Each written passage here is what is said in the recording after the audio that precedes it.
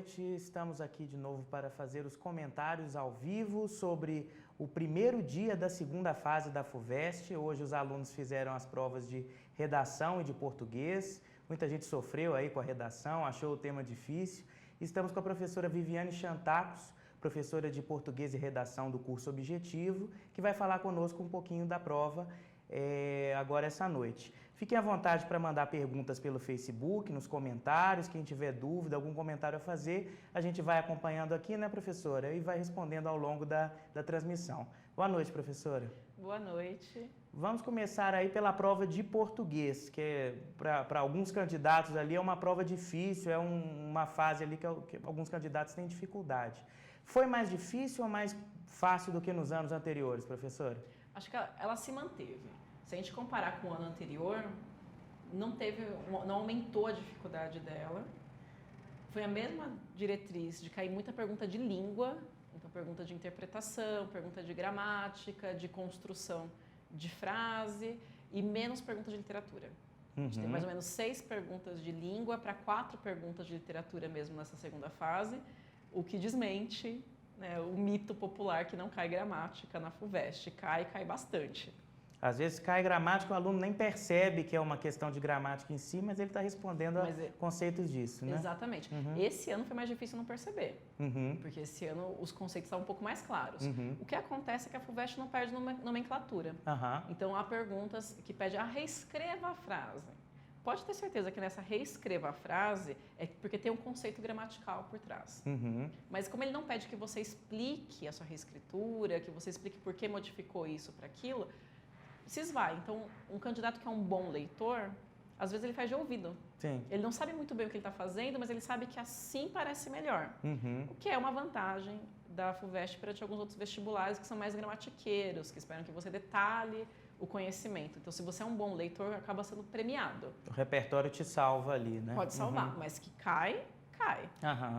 Tá certo. Bom, professora, vamos comentar algumas questões que os alunos tiveram dúvida. A questão número 1 é uma questão que muita gente teve dúvida ali, a questão que falava da Amazônia, trazia ali a Camila Pitanga, né? Exato. Qual que era a dificuldade, qual que era a resposta certa e a dificuldade dessa questão, professora? Essa pergunta é uma pergunta tradicional da FUVEST.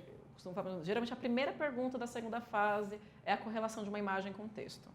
Então aqui a gente tinha não só a imagem, como a transliteração de um discurso falado, né? Eles tiveram que, na verdade, analisar uma espécie de vídeo, só que passado para o papel.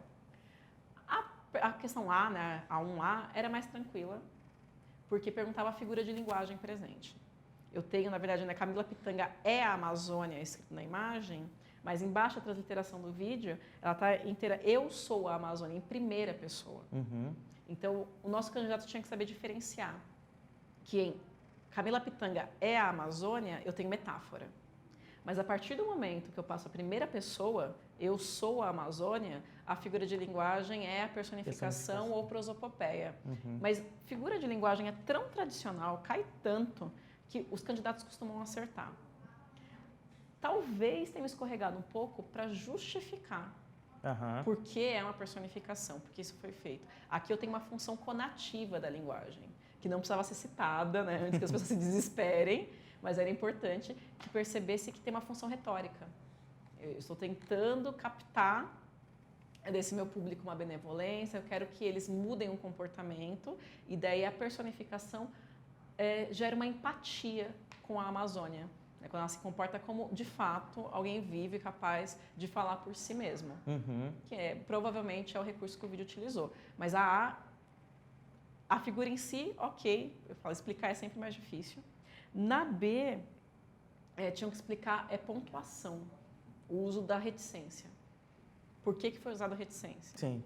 Que é outra questão também. A gente lê, a gente entende, é difícil colocar em palavras por que isso. Ela termina, vou só ler o finzinho.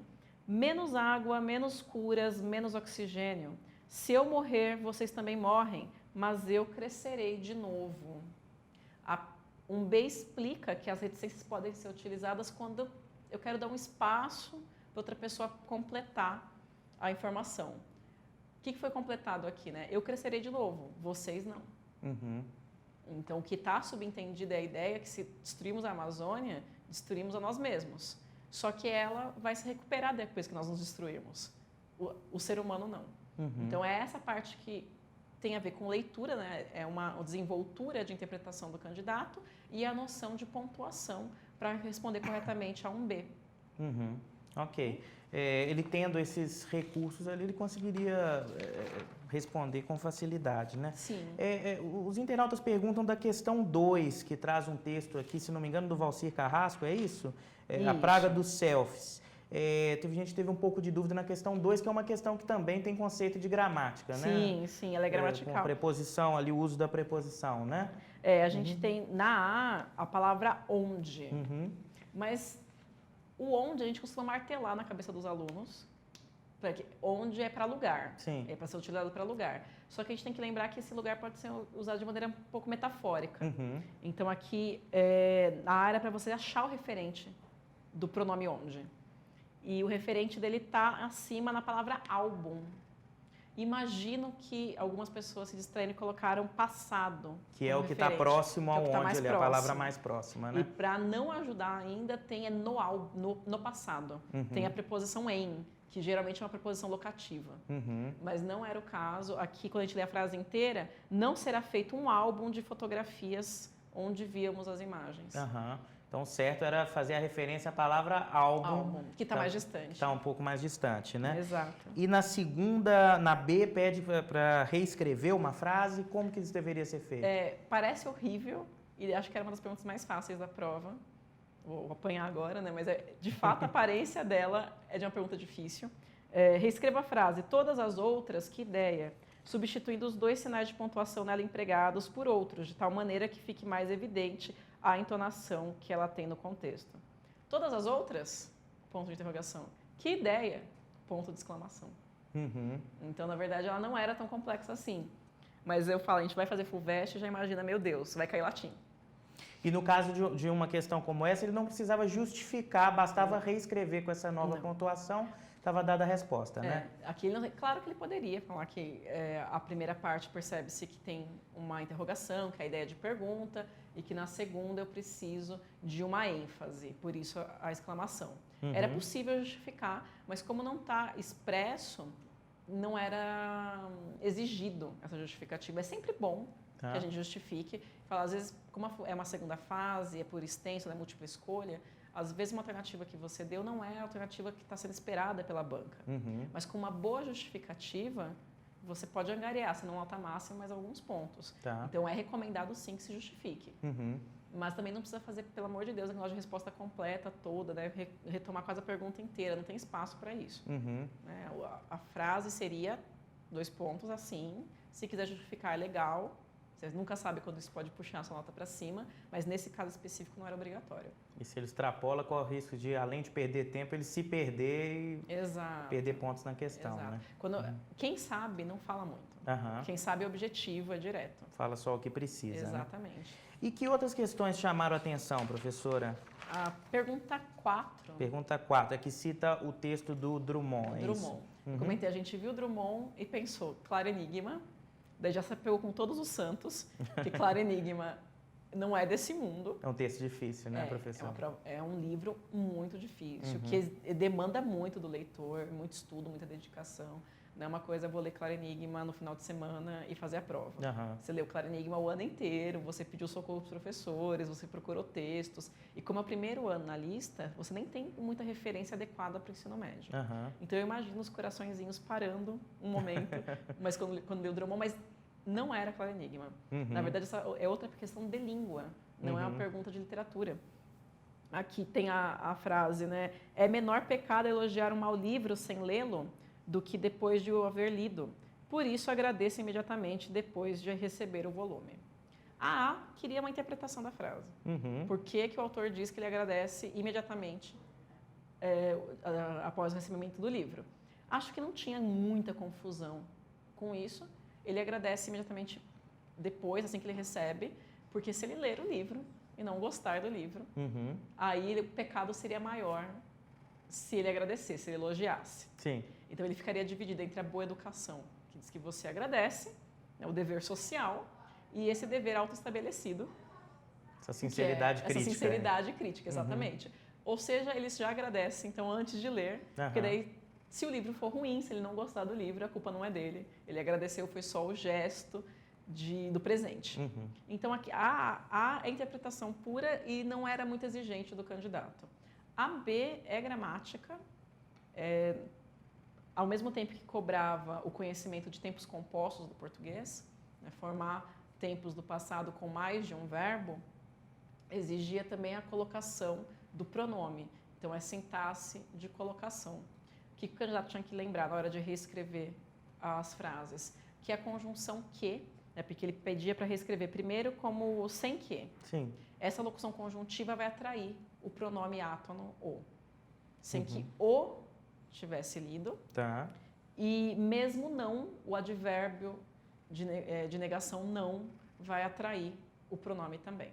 Então, isso que ele tinha que lembrar, a colocação do pronome o tem que ficar perto do que e perto do não nas duas frases. Imagino eu que foi mais difícil de se fazer. É um exemplo daquelas questões que às vezes você não sabe o que está fazendo, mas você faz assim de ouvido porque você já leu desse jeito e assim parece melhor. Soa bem. Soa então... bem. Aqui funcionava. Porque, na verdade, a gente, no Objetivo, ministrou essas aulas porque a gente percebeu que tinha uma tendência a voltar a solicitar essa sintaxe de colocação, mas ela tinha caído em desuso assim, para a docência há alguns anos. Então, ela volta nos últimos anos porque os vestibulares voltaram a cobrar. Mas é uma das temáticas que não se ensinava quase. Justamente porque ela é muito difícil, ela se aplica muito melhor à pronúncia de Portugal do que a nossa. Sim. Tem algumas regras que são completamente arbitrárias. É desse jeito porque eles pronunciam assim. Então, a gente percebeu que foi caindo em desuso. Os vestibulares voltaram a solicitar, então a gente voltou a ensinar. E imagino eu que vários dos candidatos não sabem essas regras ou não lembram dessas regras. Tudo bem, mais ou menos de ouvido conseguia fazer, porque não pede justificativa. Tá. Essa questão que apavorou muita gente, dá para falar que ela foi a mais difícil ali de gramática? Ou pelo menos uma das mais complicadas? Eu imagino de gramática pura, sim. Sim. Eu não acho que seja mais difícil da prova. Não, sim, mas da parte de gramática, né? Sim. Mas muita gente comentou sobre essa 4. Justamente porque desse desespero é um conteúdo que não se estuda muito. Tá. Mas não é tão difícil assim. Tem outras questões aqui de interpretação que eu julgo piores. Tá. E, professora, da prova de literatura, o que a gente pode destacar como uma questão mais difícil ou mais interessante para ser falada? Vamos para 10. Tá. Que é justamente Mayombe, que é obra nova. Então, né, é um livro que acabou de entrar na lista. É um livro extremamente respeitado na literatura africana, mas que os nossos candidatos estão entrando em contato agora com ele, né? Acho que até agosto era muito difícil comprar Mayombe. Foi uma surpresa, tinha uma tiragem muito pequena. Sim. E entrou na palestra da FUVEST, todo mundo tentou. Eu lembro que no começo do ano meus alunos estavam comprando o importado de Portugal. Nossa. Estavam trazendo para cá, porque não tinha no Brasil a demanda necessária. Então, imagino eu que quando caiu o Mayombe, deve ter dado também um desesperozinho na pergunta. É um trechinho que eles estão falando sobre o que é dogmático. O que quer dizer ser dogmático. Daí a pergunta A, eu acho que ela é um pouco mais difícil que a B. Que relação se estabelece no excerto entre a forma dialogal e as ideias expressas pelo comandante sem medo? Aí o candidato tinha que, primeiro, desvendar que pergunta é essa. O que ele quer dizer sobre essa forma dialogal? É a capacidade de você estabelecer uma relação com o conteúdo do que está sendo dito, com a forma como está sendo dita. O sem medo podia explicar o que é dogmático para ele de várias maneiras. Ele podia fazer um discurso, ele podia estar escrevendo num diário, ele podia estar escrevendo um livro, mas ele faz isso conversando. E daí o nosso candidato tinha que chegar a uma conclusão do porquê que um grande escritor, né? Eu sempre brinco que os grandes escritores não põem nada à toa. Eles põem lá porque tem um motivo. Não tem essas barrigas, né? As partes que a gente colocou porque eu queria que tivesse. Por que ele escolheu um diálogo? Justamente porque está explicando esse dogmatismo, como eu aceitar algo sem questionar, eu reproduzir, que ele fala que é muito típico de quem tem uma criação muito religiosa, etc. Mas sendo um diálogo, quer dizer que ele aceita o outro. O diálogo, ele pressupõe a existência de outro. Então, eu posso ser questionado, eu posso ser indagado, como o sem medo de fato é indagado aqui. Tá. Pergunta, mas você mesmo não é dogmático? Ele vai falar que ele tenta não ser, que de vez em quando ele percebe que ele é sim. Ou seja, elas estão convergendo. A forma escolhida pelo autor e a temática estabelecida converge na mesma direção, que é essa necessidade de expandir o horizonte, de aceitar outras opiniões. Tem a ver com a B, porque a B fala, sim, o romance Mayombe pode ser considerado dogmático, nesse ponto de vista, né? Levando em consideração o que foi respondido na A. Uhum. Qual é o recurso utilizado para que ele não seja dogmático? É a polifonia. Ele tem muitas mudanças de narrador ao longo do livro. Então, eu, narrador, sou teoria. Eu, narrador, sou sem medo.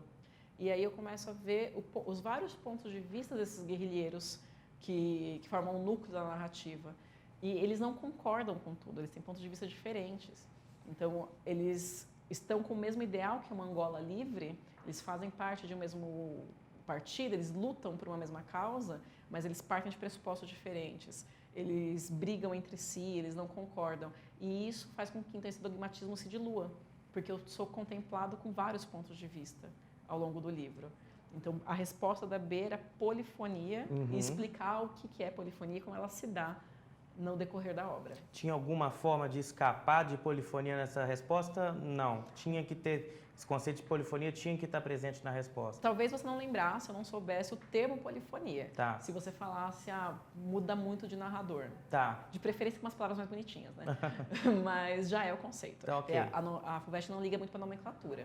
O termo em si é polifonia. Não lembrei e falei, olha, porque são vários narradores que não concordam entre si. É a mesma coisa. Quem explicou vai conseguir os pontos aí. Exato, fiquem tranquilos. Legal, tá bom. Certo? Bom, nós comentamos então as questões de português com a professora Viviane Chantacos. Vamos continuar agora para falar da prova de redação. Fiquem à vontade para mandar comentários, dúvidas pelo Facebook. Um tema que assustou muita gente. A FUVEST sempre traz temas complicados, abstratos, e dessa vez não foi diferente. Trouxe um texto do Kant e falou desse conceito de menoridade, né, professora? Foi realmente mais difícil ou foi um tema no mesmo patamar dos outros anos da FUVEST? Eu considero que foi do mesmo patamar dos outros anos. Eu sei que ele assusta mais, porque eu parti de um filósofo, né, parti do Kant, daí daquela, de novo, taquicardia, nunca li Kant, vou jogar essa mesa longe, não consigo fazer, mas o que você tinha que saber do Kant foi dado pela prova. Precisava de conhecer a filosofia kantiana para fazer essa redação, não?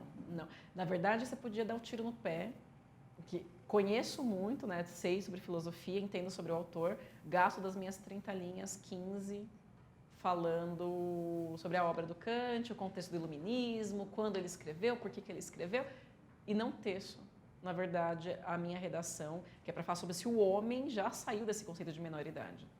Aqui, o que a FUVEST esperava é que a gente partisse desse conceito estabelecido pelo Kant. Ok, então, menoridade é isso. A gente colocou, né, o texto do Kant embaixo. Já tinha um direcionamento para esse candidato, uma explicação. E, a partir daí, você tinha que fazer um recorte sobre em que área ele ia falar. Até é possível falar sobre várias áreas no texto, se o candidato souber pular de uma para outra com fluidez. Tá. Mas a questão não era falar sobre filosofia em si aqui, mas era a partir desse pressuposto já estabelecido, né, do que se trata a menoridade, que o ser humano ele continua buscando tutores, né, buscando a tutela, alguém que diga a ele o que deve ser feito. E é um texto bastante forte, né, que ele fala que a gente faz isso não por falta de capacidade, mas por preguiça. Ou covardia, né? Exatamente. Precisa ter muita coragem para você assumir que essa é a minha decisão e eu vou fazer desse jeito. Ele até usa um exemplo meio banal do médico, né? O médico faz a minha dieta e eu tenho que comer assim que o médico me disse. O meu professor falou... Não, mentira, professor, a gente escuta. Eu li no jornal que é desse jeito, então é desse jeito, não questiono. Pois é, você está dando alguns exemplos. Ele poderia citar quais exemplos? A política, a escola, o que mais? Ele poderia falar sobre o âmbito político, com todo o cuidado, para ficar atento a essa questão. Ele podia falar sobre paternalismo na política, uma estrutura social, mas com todo o cuidado para não desviar o tema, para falar sobre a crise política recente que passamos, né, foi e ainda é no Brasil. Mas podia usar tema como política, podia falar sobre líderes religiosos, sobre a estrutura familiar. Ele podia falar sobre o próprio conceito de educação no Brasil, Uhum. né, ou no mundo, como ele é estipulado, ele é determinado, que a gente tem sim alguém que passa o conhecimento para o outro e que eu aceito esse conhecimento ou não. Mas a questão, uma que ele não era obrigado a concordar, né, não tinha um ponto de vista, não saímos da menoridade. Sim. Talvez ele faça uma trajetória histórica e chegue à conclusão que, comparado com outras épocas, nós assumimos muito mais um ponto de vista hoje do que há 100 anos, há 150 anos. Desde que a argumentação dele subsidie essa conclusão, Exato. né? Contanto que você tenha uma linha de raciocínio lógica e causal, eu não estou esperando que você necessariamente me fale que não saímos da menoridade. Embora a maioria vá dizer isso. Né? A maioria vai chegar. Mas você também podia fazer um recorte da forma que fosse mais conveniente. Podia citar outros filósofos, de preferência não ficar atacando Kant. Tá. Tipo, eu não concordo com a teoria do Kant, porque ela foi dada como um pressuposto aqui.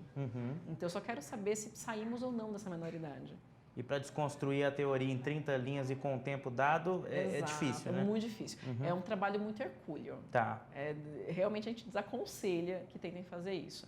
Essa questão da citação de outros filósofos, o Rafael, que nos assiste aqui, faz uma pergunta. Ele pergunta o seguinte: seria válido falar da influência de filósofos pós-modernos no ser humano em relação à crítica sobre a razão? Rafael, sim. Todo o trabalho, né, da pós-modernidade cai muito bem aqui, justamente porque a gente sabe que é um debate grande sobre o quanto a gente abriu mão nessa era pós-moderna da nossa própria identidade, nosso próprio posicionamento, porque contamos com os outros especialistas, contamos com esse lugar comum, muitas vezes, sim, poderia usar. O único problema de usar outros teóricos, filósofos, sociólogos, etc., é quando eles são citados ao acaso e não constroem realmente uma argumentação. Então, eu coloco lá, segundo Bauman, vivemos a modernidade líquida. Ponto. Só para dar um verniz ao texto. Exato, né? só para parecer que eu sei quem é Bauman. E depois eu parto para falar de outra coisa. Isso não conta ponto e eu perco ponto em coerência. Tá. Agora, se eu de fato consigo relacionar um teórico, um sociólogo, enfim, com o que eu estou argumentando, se ele serve como uma justificativa, uma prova, aí tudo bem. Aí, na verdade, é bastante aconselhável que se faça. Tá. Tem algum caminho que o candidato possa ter seguido e que seja um caminho ruim ou mais arriscado? Eu acho que o mais arriscado era essa tentativa de mostrar muito conhecimento em filosofia. Tá. Eu sei que dá uma frustração, você passou anos estudando filosofia, às vezes é formado em filosofia, vai reingressar em outra área, mas o problema é que às vezes você se perde falando de teoria. E a FUVEST ela tem essa característica de dar um tema que é muito aberto, é muito abstrato, mas a gente percebe que as maiores notas são recebidas pelos candidatos que conseguiram dar uma aplicação mais prática. Então, ele consegue ver em um exemplo social, em um exemplo político, em um exemplo do campo religioso, a aplicação dessa problemática. A partir do momento que ele me traz esse exemplo mais concreto, eu percebo que ele, de fato, compreendeu o tema da redação e trouxe o que a gente chama de autoria para o texto. Porque se você só me explica sobre o Kant, se você só cita outros filósofos que não concordavam com ele, até agora isso não é autoral ainda. Você está reproduzindo um conhecimento. Quando você consegue trazer isso para algo que é concreto, aí eu vejo traços de autoria. Você, de fato, conseguiu entender o que a FUVEST te trouxe, te entregou e conseguiu dar uma aplicação prática para isso. E quem interpretou esse conceito de menoridade do ponto de vista mais cronológico, tratou isso do ponto de vista mais cronológico, se complica ou é possível tratar também sob essa perspectiva? Uma questão de menoridade penal, por exemplo? Por exemplo, mais ligada à idade de fato. Mas a idade é um pouco mais complicado. É claro que tem uma ideia de idade aqui, porque quando eu falo de menoridade, é uma falta de maturidade, né, para tomar decisões, para assumir riscos. Então, até é possível, mas é muito difícil. Se eu ficar preso só à questão cronológica da idade, quem faz 18 anos de fato é maior, não é maior. Claro que é possível fazer um tema, talvez, uma redação talvez ousada, quando eu começo a falar sobre esses limites que são arbitrários na sociedade. Sim. Com 17 anos, 11 meses e 29 dias, você é menor de idade e passa outro dia, agora você é responsável por todo... Isso podia ser discutido, mas eu podia usar isso para partir de algo mais concreto, né, mais específico e abrir, generalizar para outras áreas. Tá. Talvez essa pessoa que acabou de completar 18 anos, ela não vai ter mais maturidade quando tiver 25 também, pela forma como a estrutura social se organiza.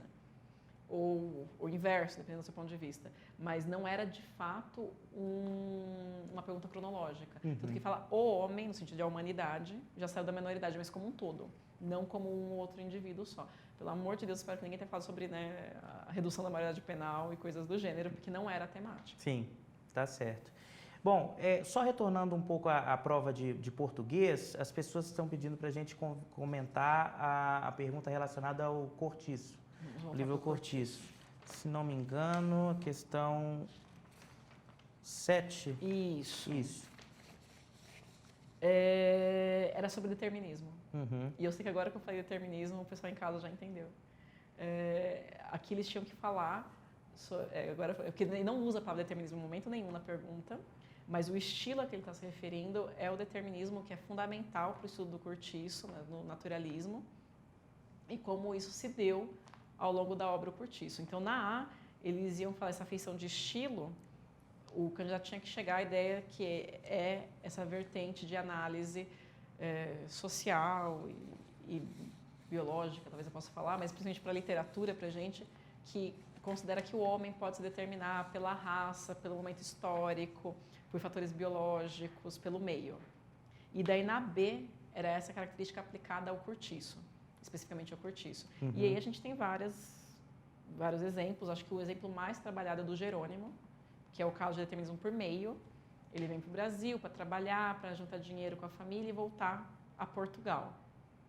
Ele vem fazer a América, né? Mas de uma maneira honesta, muito respeitado, com a família já constituída. O meio, né, do Cortiço, o Brasil, até o narrador fala que o Jerônimo se abrasileirou porque o sol venceu. É muito quente no Brasil, ele acaba se apaixonando pela Rita Baiana, que é a típica brasileira. Ele para de trabalhar, começa a beber pinga no café da manhã, abandona a esposa e a filha, para de trabalhar. Ele foi, então, um dos casos que mudou a trajetória por influência do meio. Eu sei que a pergunta parece muito pior, porque é a primeira aula sobre o Cortiço, o que se estuda é determinismo. E, de fato, a pergunta era sobre determinismo. É aquela questão de extrapolar a obra e entender ali no contexto sócio-histórico dela, Exato. né?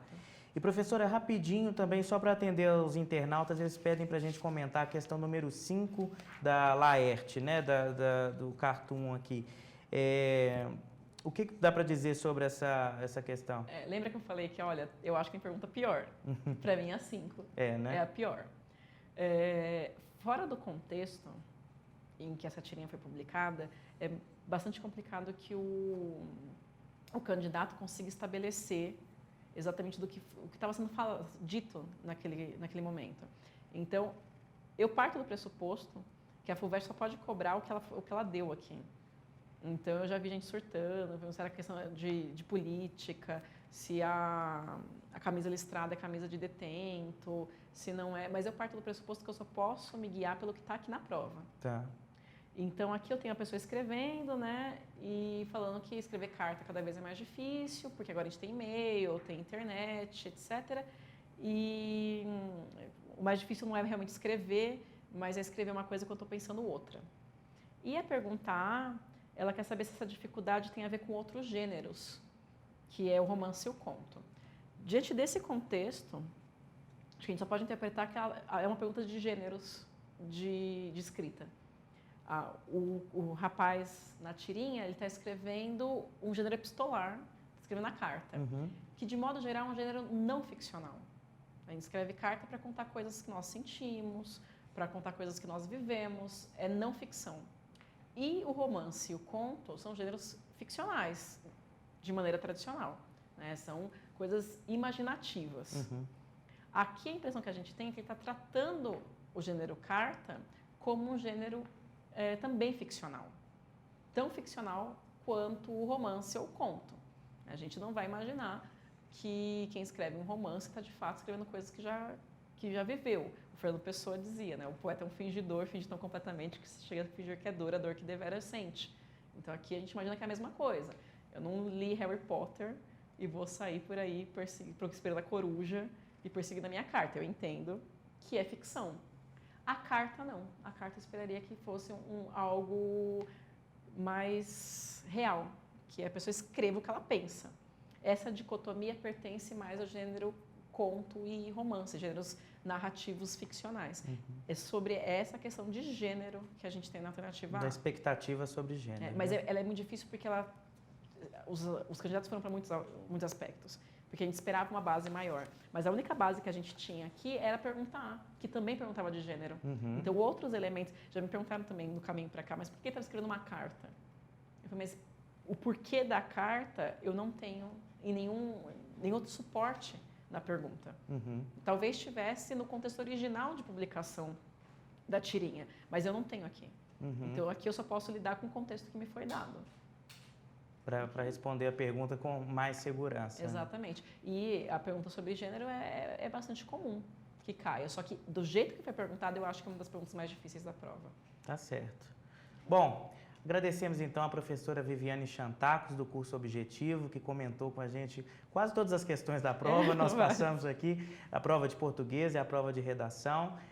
Agradecemos a ela pela participação, esperamos novamente aí nas próximas provas.